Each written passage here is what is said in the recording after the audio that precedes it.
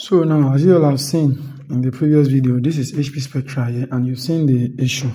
So presently now, I'm about to show you the solution. Actually, the solution is by programming the BIOS. I was able to resolve that issue. But the exact reason why I'm making this video is to pass you guys some information, well, especially to those people that came for the physical training when I was telling you guys something. And now, based on that reading, you are seeing every coil is generating their voltage aside from the one of CPU. And now, after I check the requirement of the VRM IC, which is this one, based on the data sheet, because there is no schematic for this one, I realize the VR enable is coming, which is the power good that every other power rail is good, only for this one to activate. I realize that it is coming.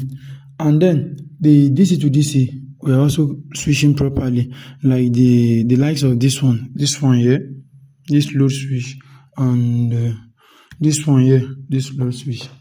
Both are actually generating.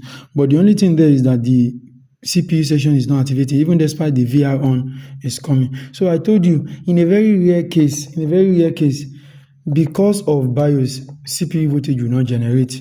You understand? In fact, I've changed the VRM IC because I collected from this 1030 G2. They share the same thing on this position. So the one I removed there, I've put it here. So only to find out that no difference after changing it.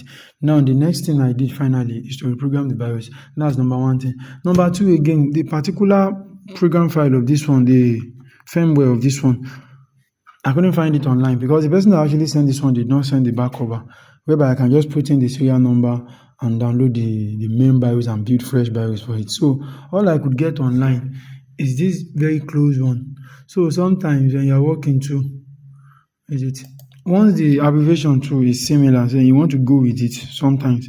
And the major thing I want to confirm here first, I even want to see whether the number would increase. That's my own first aim. So if it increased, then I'll work towards building the fresh BIOS. If it increased from that number I was saying here before, that was the intention of using that BIOS. Even the number, even if the information are not that tallying.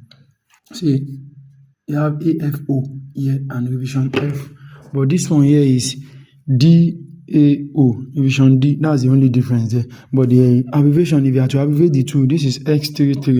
If you can see from here, you can pick it from here. X33, that's the abbreviation here. So the same thing is going on here, X33. So now after doing that, now the system is on. So I've turned it on here, and you can see, just like I was anticipating, around 500, 600 should be my expectation. Meanwhile, you know there is no fan, so I'll not be staying too long. But I just wanted you guys to see this thing, the display, and the information you can see. And the information I actually wanted to pass are three.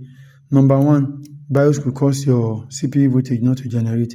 Number two, the type of BIOS you want to use if you couldn't find the main one online. And what's the third one, Seth? I've forgotten. But those are the information I wanted to pass concerning the system. Thank you.